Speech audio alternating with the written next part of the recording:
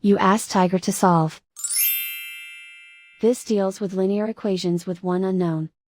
The final result is x equals negative 240. Let's solve it step by step.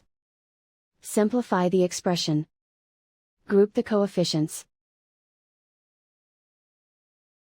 Find the lowest common denominator. Multiply the denominators. Multiply the numerators.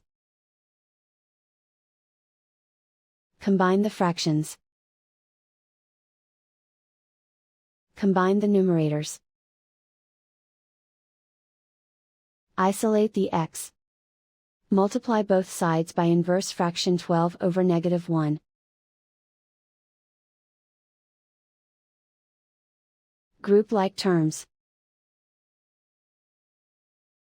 Multiply the coefficients.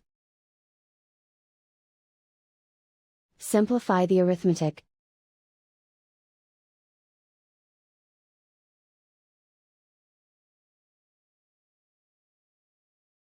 And so the final result is x equals negative 240.